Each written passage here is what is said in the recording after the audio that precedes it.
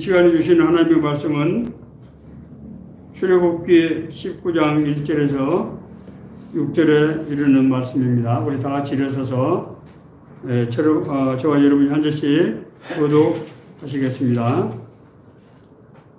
이스라엘 자손이 애굽 땅을 떠난 지 3개월이 되던 날 그들이 시내 광야에 이르니라. 그들이 이르니라 시내 광야에 이르되 그 광야에 장막을 치되 이스라엘이 거기 산 앞에 장막을 치니라. 모세가 하나님 앞에 올라가니 여호와께서 산에서 그를 불러 말씀하시되 너는 이같이 야곱의 집에 말하고 이스라엘 자손에게 말하라. 내가 이 사람에게 어떻게 할 말씀과 내가 어떻게 독수리 날개를 너희로 내게로 인도하였으므로 너희가 가르마라. 세계가 다 내게 속하였나니 너희가 내 말을 잘 듣고 내 언약을 지키면 너희는 모든 민족 중에서 내 소유가 되겠고 너희가 내게 대하여 제사장 나라가 되며 거룩한 백성이 되리라. 너는 이 말을 이스라엘 자손에게 전할지니라. 아멘. 예, 앉아주십시오.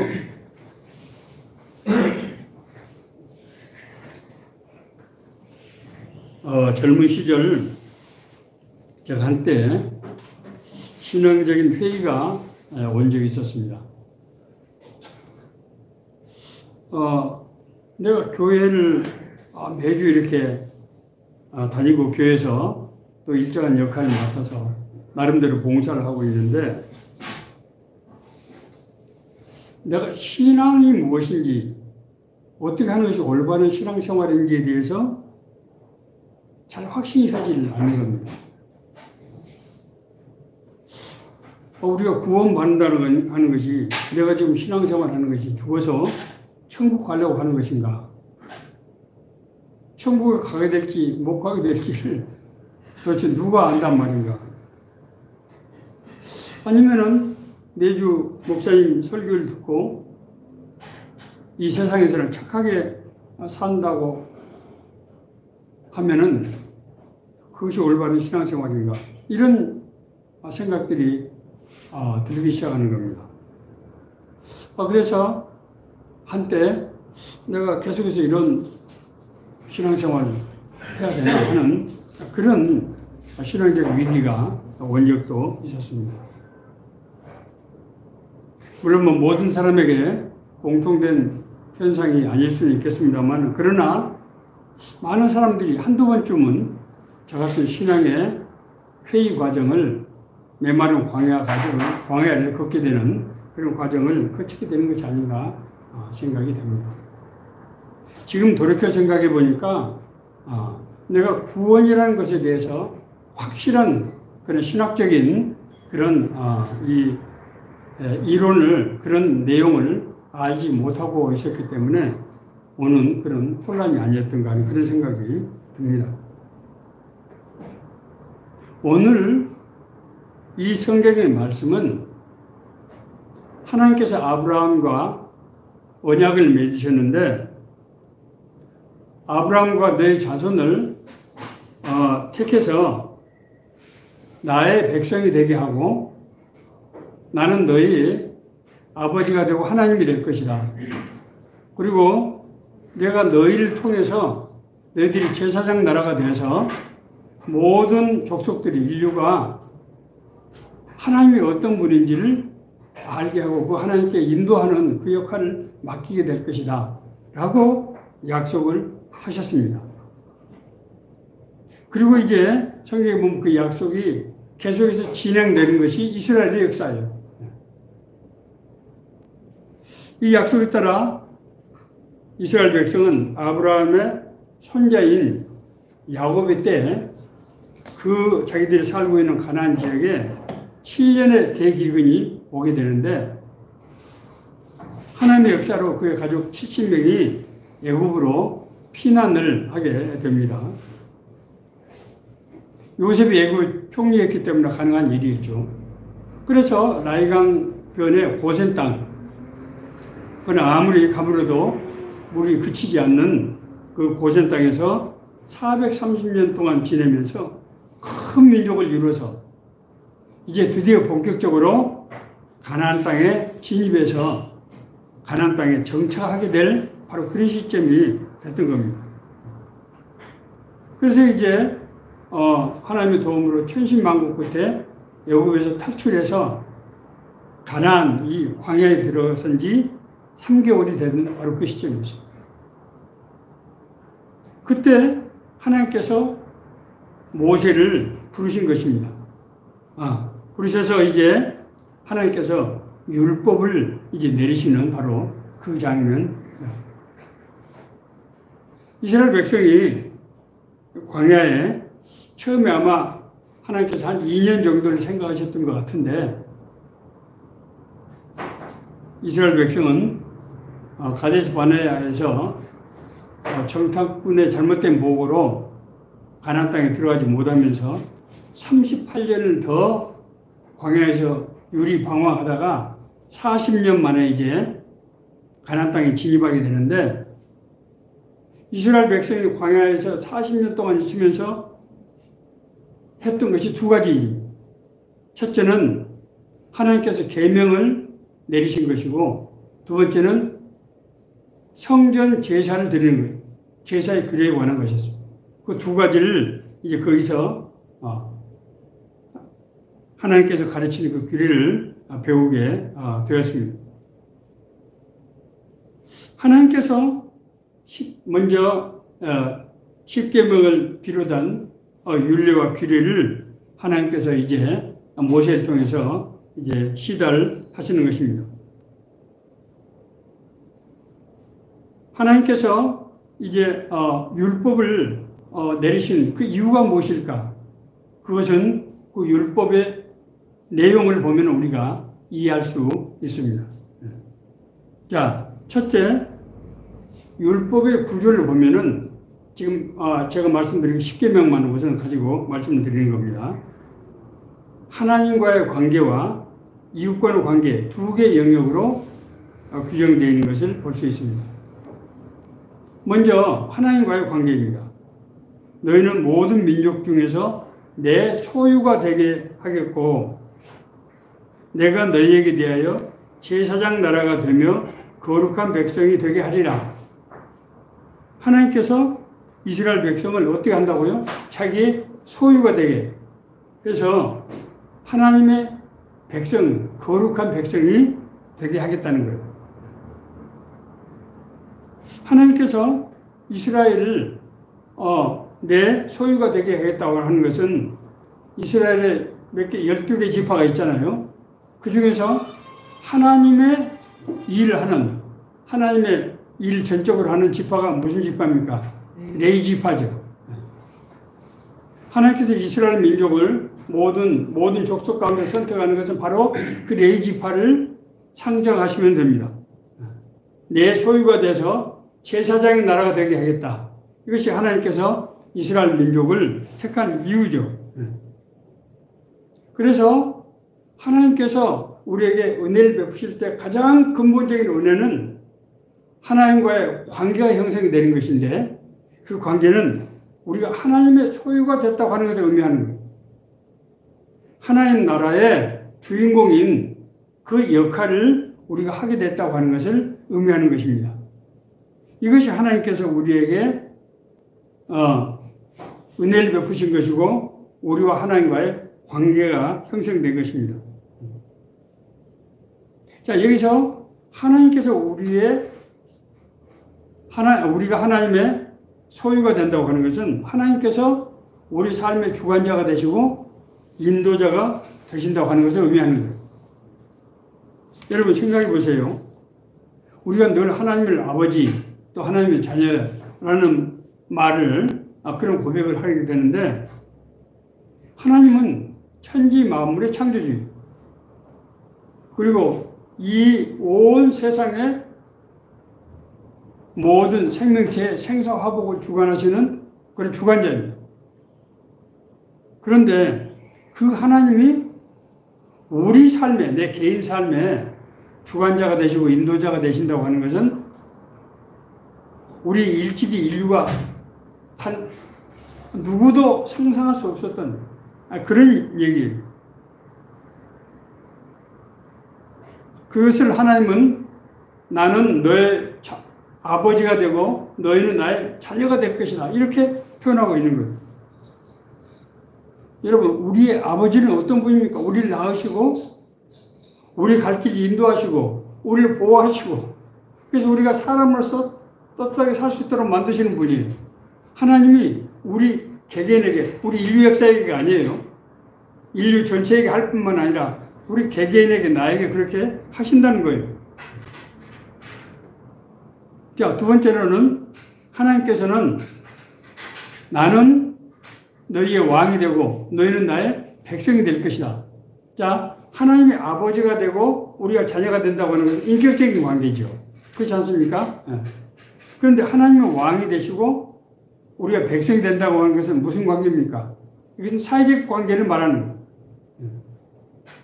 우리는 지금까지 우리의 생각과 우리 방법대로 우리 집단의 어떤 집단적인 합의에서 살아왔어요.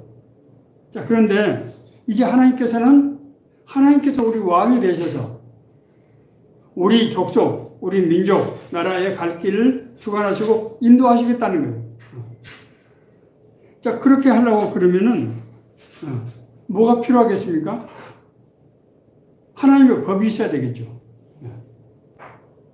모든 사람들에게 하나님이 24시간 계속해서 말씀을 하실 수는 없을 테니까, 그럼 우리가 완전히 로봇이 될 테니까 하나님께서는 하나님 나라의 그 법을 제정해서 우리가 그 법을 알게 하고 그 법을 따라갈 때 하나님과 동의하는 삶이 되도록 하는 그런 방식을 택하시는 것입니다.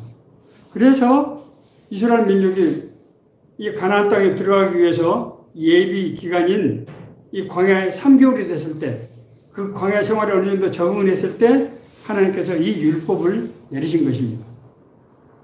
그래서 이 율법의 첫 번째 조항이 뭔가 하면은 유일신, 하나님이 유일신임을 선포하시고 그래서 우리에게 우상 숭배를 금지하시는 거예요.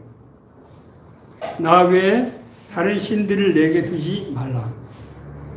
너는 자기를 위해 새긴 우상을 만들지 말라. 그것들에게 절하지 말며 섬기지 말라. 이것이 무슨 얘기라고요? 하나님이 우리 삶의 주관자가 되시고 인도자가 되신다는 거예요. 다른 신이 끼어들지 못하게 하라는. 사람은 자기가 무엇을 믿고 따르느냐 하는 것에 지배를 받게 됩니다. 여러분, 이것은 아주 굉장히 중요한 얘기입니다. 사람이 우상을 섬긴다고 하는 것은 그 우상의 지배를 받게 되는 것을 의미하는 거예요. 우상이 나의 삶을 주관하게 되는 것입니다. 하나님이 나의 삶의 주관자가 되시고 인도자가 되신다고 하면은 다른 우상이 존재할 수가 없게 되는 것이겠죠.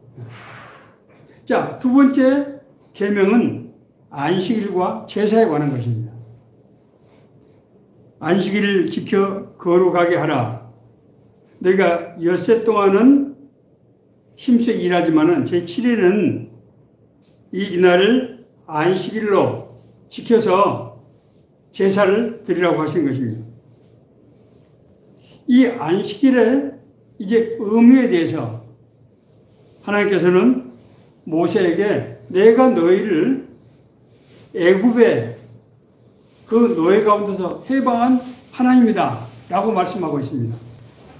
자, 여기서 안식일의 제사는 하나님께서 우리를 죄 가운데서 구원하시는 것을 기억하게 하고 기념하게 하는 그 의식이라고 하는 것을 우리가 알 수 있습니다. 그러므로 안식일의 가장 큰 의미는 우리가 죄 가운데서 해방된 것을 새롭게 하는 그런 날이라고 하는 거예요. 이렇게 죄 가운데서 우리를 해방하신 이유는 무엇이냐? 우리가 불쌍하기 때문에 그렇게도 하셨겠지만은 우리가 죄 가운데서 해방, 다시 말해서 우리를 지배하던 악의 영의 지배에서 벗어나야 하나님의 영이 우리에게 임해야 우리가 하나님과 교제가 가능하고 하나님과 더불어 사는 삶을 살 수 있게 되는 거예요. 자, 우리가 왜 구원받고 거듭나야 되느냐 하는 것은 우리 입장에서는 우리가 악의 영으로부터 자유롭게 되는 것이지만 하나님 편에서는 하나님의 나라와 의를 이루기 위한 거예요. 그것이 창조의 목적이니까. 그런데 이것이 언제 이루어진다고요? 안식일에 이 제사를 통해서 이것이 이루어진다고 하는 것입니다. 우리가 안식일에 하나님께 이 제사를 드리는 것, 예배를 드리는 것은 우리가 이 의식을 통해서 우리가 죄사함을 받게 되고 우리가 하나님의 형상을 지은 그런 존재로서의 새로운 삶이 우리가 시작되고 그 삶 가운데서 하나님께서 우리를 인도하시고 우리에게 역사하시는 그런 장이라는 거예요. 부모 자식 간에도 멀리 떨어져서 만나지 못하면 어떻게 됩니까? 비록 부모님이 자식을 낳았지만은 부모 자식 간의 관계가 소원해질 수밖에 없고 그래서 자기 부모의 뜻을 잘 분별하지 못하고 그 뜻대로 살기가 어렵게 되는 것이죠. 하나님께서는 그래서 이 안식일에 다른 일을 일체 내려놓고 우리를 구원하신 하나님의 은혜를 생각하면서 그 하나님과 교제 속에서 우리가 새롭게 변화되고 능력으로 덧입는 그런 의식으로 삼는 것입니다. 세 번째는 이웃과의 관계입니다. 이웃과의 관계는 다시 가족과의 관계 그리고 다른 사람들과 관계로 그렇게 구성이 되어 있습니다. 가족 관계의 핵심은 뭡니까? 부모님을 공경하는 거예요. 부모님은 어떤 분입니까? 우리를 창조하신 분이, 우리를 낳으신 분이 뿐만 아닙니다. 우리는 부모님의 DNA로 형성이 되어 있어요. 그렇기 때문에 내가 부모님으로 알고 공경을 해야만 부모님께서 나에게 주신 모든 그런 형질들, 그런 것이 제대로 활성화되는 것이고, 그래서 우리가 부모님과 우리 관계성 속에서 우리의 존재의 본질이 제대로 되게 되는 것입니다. 이것을 성경에는 뭐라고 표현하고 있는가 하면은 부모를 공경하면은 내가 이 땅에서 생명이 길고 복을 받게 될 것이다. 이 약속이 있는 계명이에요. 그것을 제가 방금 잠깐 이제 이론적으로 제가 설명을 드렸는데 우리가 부모의 DNA로 만들어져 있기 때문에 그 부모와의 그 교제를 통해서만 우리가 그 모든 기능들이 활성화되고 제대로 작동이 될 수 있다고 하는 것입니다. 부모를 알고 부모를 공경해야만 내가 누군지 알 수 있어요. 왜냐하면 나는 부모의 DNA로 부모의 뜻과 계획 가운데서 내가 형성이 됐기 때문에 그런 거예요. 부모에 대한 공경이 없으면은 부모의 사랑이 내 안에서 작동이 되지 않기 때문에 올바른 길로 살기가 어렵게 되는 것입니다. 두 번째 이웃은 자신을 둘러싼 세계 사람들이에요. 우리가 왜 이웃을 내 몸과 같이 사랑해야 되느냐? 그것은 우리가 이웃과 함께 상호 연결이 되어 있다고 하는 걸 의미하는 거예요. 우리는 어떻게 서로 상호 연결이 되어 있습니까? 두 가지 의미에서 서로 연결이 되어 있어요. 첫째는 동일한 하나님의 형상으로 지음받은 존재라는 거예요. 그렇기 때문에 근본적으로 인간끼리 서로 통할 수 있는 그런 유전적인 그런 요인이 있는 것입니다. 두 번째로, 하나님께서 우리를 그렇게 만들었기 때문에 우리는 상호 서로 연결이 되어 있다는 거예요. 그래서 이 십계명에는 살인하지 말고, 간음을 하지 말고, 도둑질하지 말고, 이웃 소유를 탐내는 것을 금지하고 있습니다. 이건 왜 그렇습니까? 이웃과 내가 한 존재이기 때문에 그러는 거예요. 서로 우리 눈으로 볼 때 다른 존재로 보이지만 다르지 않다는 거예요. 이웃과의 관계의 본질이 하나님의 형상으로 만들어지고 그 존재들이 서로 연결되어서 살도록 되어 있다고 하는 것은 아주 굉장히 중요한 그런 원리입니다. 아프리카 탄자니아에 세렝게티 평화가 있어요. 그건 아주 엄청나게 큰 아주 그런 평화입니다. 여기에는 초식 동물만 한 30여 종이 있다고 그래요. 자, 그런데 백수의 왕이 동물 무엇입니까?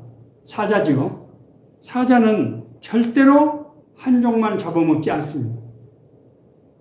사자가 그 한 종을 잡아먹으면 그 한 종이 멸절되게 되고, 그러면 그 종과 연결된 모든 연계가 끊어지기 때문에 결국은 자기가 굶어 죽게 되기 때문입니다. 그렇기 때문에 이웃이 행복, 이웃이 고난이 바로 나의 행복과 나의 고난이 되는 것입니다. 이것이 세상의 원리예요. 이러한 계명은 하나님이 창조하신 그 원리가 우리 인간 사회에 규범으로 제도화되는 거예요. 그렇기 때문에 우리가 이 규범을 지킬 때 하나님의 창조의 섭리가 제대로 작동이 돼서 우리가 서로 더불어 사는 것이 가장 평화로운, 이것이 오늘날 우리가 살고 있는 눈으로 보는 세상의 죄악에 관영한 세상의 신락원, 잃어버린 낙원이라고 하면은 우리가 구원받고 겁난 사람이 사는 그런 성령 공동체 삶은 복락원, 하나님의 낙원이 회복되는 그런 상태란 말이에요. 이것이 이웃과의 관계예요. 자, 두 번째로 하나님께서 첫 번째 율법을 주시고 그 다음에 하나님께서 지침을 주시는 것이 성막과 제사에 관한 규례입니다. 하나님께서 율법을 주신 후에 율법이 하나님 나라의 법이고 그 율법대로 살아야 우리가 하나님의 인도하심과 보호하심을 받을 수 있다고 하는 것을 알게 하신 뒤에 그 다음에 하나님께 제사하는 법을 가르치게 된 것입니다. 자, 여기서 우리가 제사의 의미를 우리가 이해할 수 있어야 돼요. 제사는 뭡니까?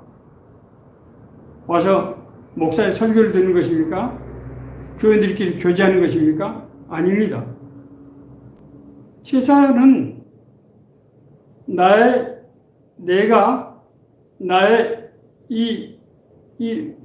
존재가 하나님을 만나는 거예요. 하나님 앞에 나오는 것입니다. 하나님과 아브라함 사이에 맺은 언약이 제사의 형식을 통해서 관계가 형성이 되는 거예요. 자, 다시 한번 우리와 하나님의 관계가 뭘 통해서 이루어지고 그것이 진행되어 간다고요? 제사를 통해서 이루어지는 거예요. 그렇기 때문에 우리가 예배를 절대로 소홀히 해서는 안 되는 것입니다. 성경이 예배를 그렇게 강조하고 있는 것은 하나님의 무슨 영광이 필요해서가 아니에요. 그 제사 예배를 통해서 하나님의 은혜와 능력이 우리에게 덧입게 되기 때문에 하나님께서 원래 창조하신 그 의도대로 그 능력대로 살 수가 있게 되는 거예요. 그렇기 때문에 제사를 통해서 우리가 받는 은혜의 첫 번째 가장 중요한 것은 죄사함을 받는 거예요. 구원받지 못한 사람이 하나님을 인격적으로 만나야 구원을 받게 되는 것이고, 구원받고 거듭났지만은 여전히 육신으로 살고 있기 때문에 우리가 죄로부터 자유로울 수가 없는데, 그 죄가 뭘 통해서 이제 사함을 받게 된다? 제사를 통해서 사함을 받게 되는 거예요. 그래서 우리 예배 가운데는 반드시 회개 기도, 회개하고 우리가 하나님의 은혜로 죄사함 받는 그 절차가 들어가는 것입니다. 뿐만 아니라 우리는 제사를 통해서 하나님의 음성을 듣게 되고 인도하심을 받게 되는 거예요. 뭘 통해서요? 제사를 통해서, 예배를 통해서. 목사가 설교를 합니다. 이것은 이 목사가 하는 설교를 영어로는 메시지라고 얘기합니다. 메시지라고 하는 것은 하나님이 주시는 그 얘기, 말씀을 전하는 것이에요. 그래서 목회자는 메신저가 되는 겁니다. 그래서 사자라는 표현을 쓰는 거예요. 사자는 어른가는 그 사자가 아니고 하나님의 일꾼이라는 뜻, 하나님의 일을 하는 그 사람이라는 뜻이에요. 영어로 서번트라고 할 때 이 서번트는 노예라는 뜻이 아니고 하나님의 일을 대신 맡아서 하는 그런 사람이라는 뜻이에요. 그렇기 때문에 목사가 설교하는 것은 목사가 자기 생각을 말하는 것이 아니에요. 하나님의 말씀을 대신 전하는 거예요. 하나님은 자신이 직접적으로 말씀하시지 않고 하나님의 택한 종을 통해서 하나님의 뜻과 계획을 전하게 하시고 그 말씀에 순종할 때 하나님의 은혜를 받도록 그렇게 하신 것입니다. 그렇기 때문에 제사를 드리고 예배를 드리는 사람은 그 사람 삶 속에서 성품의 변화라는 그런 역사가 나타나게 됩니다. 왜냐하면 하나님의 말씀, 하나님의 권능이, 그래서 말씀은 제가 자꾸 신학적인 설명을 하게 됩니다만은 여기서 하나님의 말씀이라고 할 때 하나님의 말씀을 남기지가 않아요. 하나님을 구성하는 속성, 하나님의 능력이라고 이해하시면 되는 거예요. 그것이 인간에게 언어의 형태로 지금 나타나는 것입니다. 그렇기 때문에 예배를 드리고 하나님의 말씀을 제대로 들으면은 그 말씀이 우리에게 지식적인 교훈이 되기도 하지만은 근본적으로 인간의 심령이 변화되는 역사가 나타납니다. 이걸 신학적으로 트랜스포메이션이라고 제가 그런 단어를 쓴다고 말씀드렸습니다. 우리가 인간이 하나님 앞에 제사를 드릴 때, 예배를 드릴 때 우리 심령이 변화되는 역사가 하나님의 성품으로 변화되고 하나님의 능력으로 덧입는 그런 역사가 나타나는 것입니다. 이것은 율법과 서로 관련이 되어 있어요. 자, 이 점을 여러분들이 잘 이해를 해야 됩니다. 하나님의 말씀을 율법을 주시고 나서 그 다음에 제사를 드리라고 했어요. 그런데 이 율법과 제사는 사실은 서로 연결되어 있습니다. 이것이 이제 로마서 12장 1절 2절에 있는 바울사도의 말씀이 잘 나타나 있습니다. 그러면 너희는 이 세대를 본받지 말고 마음을 새롭게 함으로 변화를 받아 하나님의 선하시고 기뻐하시고 온전하신 뜻이 무엇인지 분별하도록 하라. 내가 하나님의 모든 자비하심으로 너희를 구하노니 너희에게 권하노니 너희가 하나님께 예배를 드릴 때 영적인 예배를 드려야 된다는 거예요. 영적인 예배.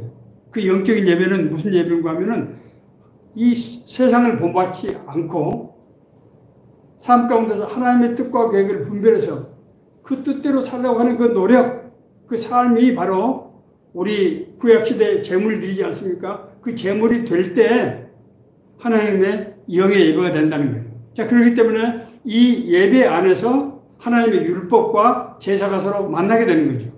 이해되시죠? 제사와 율법의 준수는 서로 다른 규범이 아니고 원인과 결과의 관계라는 거예요. 이 두 가지가 서로 연결이 되어야만 온전하게 하나님의 은혜가 이제 나타나게 되는 것입니다. 그러나 안타깝게도 이 하나님과의 이 언약, 이 율법과 이 제사의 이 언약은 이스라엘 백성에 의해서 지켜지지 못했습니다. 가나안 땅에 정착한 이들은 원주민들과 같이 섞여서 살면서 원주민들이 섬기던 그 우상을 섬기고 하나님의 율법을 지키지 않음으로써 이스라엘이 바벨론에서 멸망당하는 그런 재앙을 받게 됩니다. 그런 징벌을 받게 됩니다. 이스라엘이 멸망했다고 하는 것은 무엇을 상징하는 것입니까? 하나님의 징벌을 받아서 우리가 죄악에 빠진 그런 징벌을 받은 그런 상태를 의미하고 있는 것입니다. 이 메시지가 이것은 지금 구약시대에 지금으로부터 4,000년 전도 넘는 그 시기의 얘기인데 오늘날 우리에게 주시는 메시지를 생각할 때 이것을 신학적인 해석이 필요합니다. 하나님의 언약은 이스라엘 백성, 하나님 이스라엘 백성과 맺었던 언약은 우리의 구원의 과정이에요. 구약의 제사에서 보듯이 육신을 가진 인간이 구원을 받기 위해서는 자신의 허물에 상응하는 제물로 드리는 제사를 끊임없이 드려야 했어요. 구약시대는 그렇지 않습니까? 하나님께서 제사를 드릴 때 너희들이 회개하는 마음으로 하나님이 지정한 그 짐승의 피를 흘리면은 너희 죄를 용서하겠다고 그렇게 말씀하셨어요. 그래서 구약의 제사는 끊임없이 죄를 지을 때마다 가서 제사를 드리게 되는 것입니다. 뿐만 아니라 이 제사는 진정한 회개로 드려지는 그런 제사여야 돼요. 그런데 늘 반복적으로 드리는 그런 회개는 다소 형식화될 수밖에 없는 그런 문제점을 사실은 가지고 있는 겁니다. 인간이 약하기 때문에. 그래서 하나님께서는 자신이, 그래서 이스라엘이 실패한 거 아닙니까? 우상을 섬기게 되고 하나님의 율법을 준수를 제대로 못하게 된 거예요.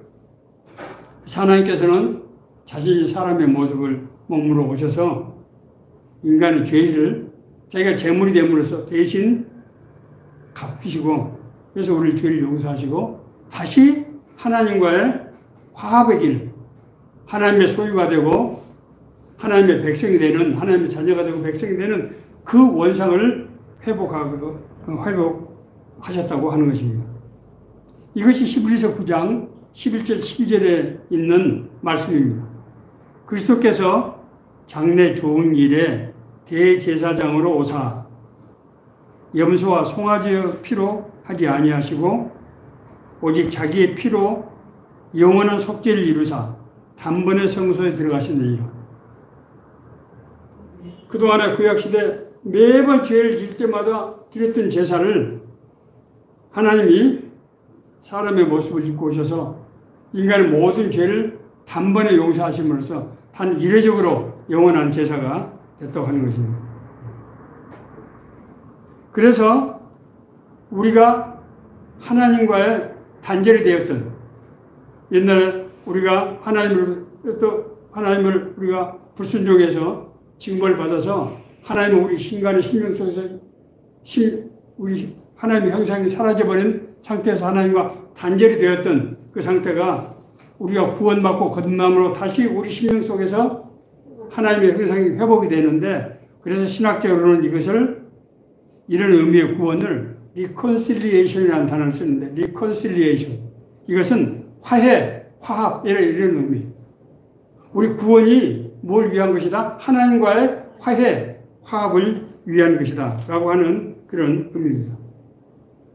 이런 은혜를 받을 때 우리에게 하나님을 알게 되고 하나님의 은혜를 사모하고 하나님의 은혜에 나아갈 수 있는 그런 길이 열리게 된 것입니다. 저는 앞서 말씀드린 대로 젊은 시절 한때 아주 심각한 신앙적인 방황을 할 때가 있었는데, 그때 내가 구원받는다는 것이 구체적으로 무엇인가? 어떻게 하는 것이 구원받은 것인가? 구원을 받으면은 내가 무엇이 어떻게 달라지는가?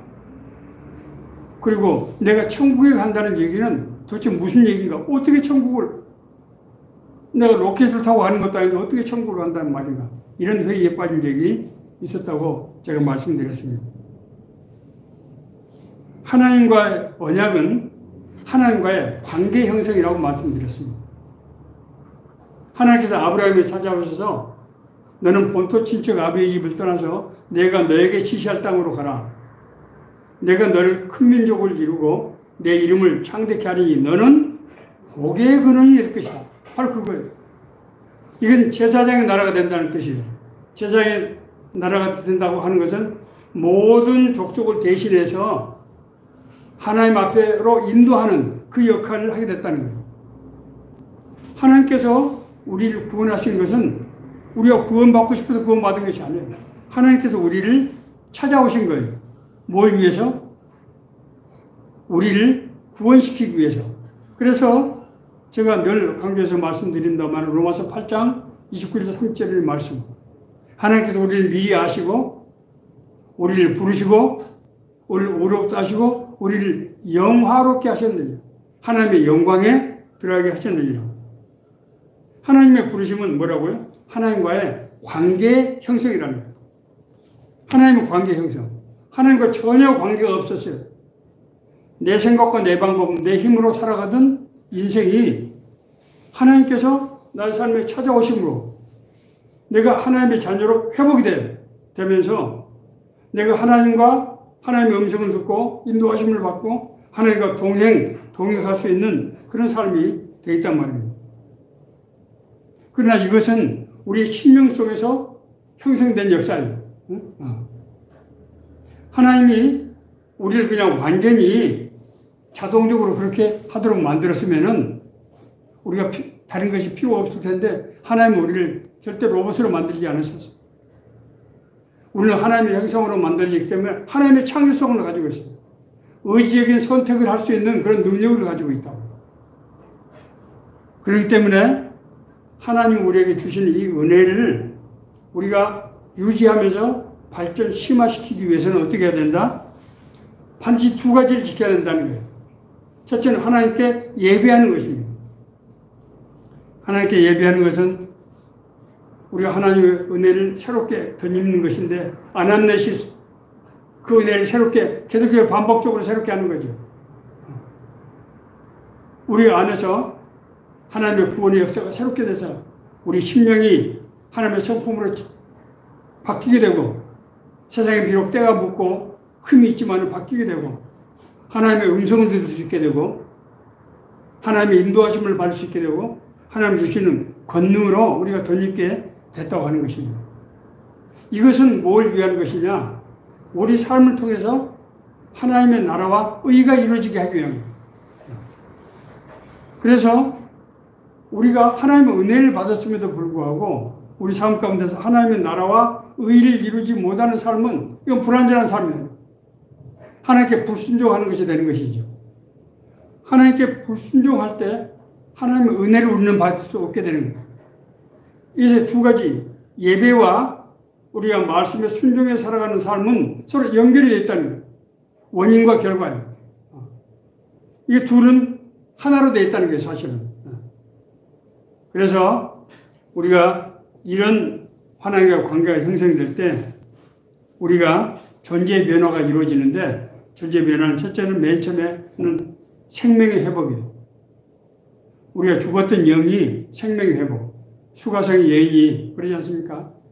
이 여인은 5번이나 결혼을 했고 6번째 남자하고 동거를 하고 있는데 인생이 말할 수 없는 고난 가운데 있었던 거예요.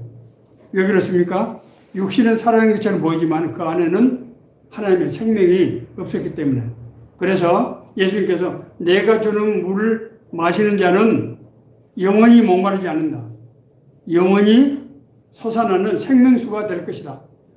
우리에게, 우리 하나님께 관계의 회복으로 생명이 회복된, 다시 말해서 영생을 누리게 되는 것입니다. 두 번째는 우리가 진리 안에서의 삶을 살게 됩니다.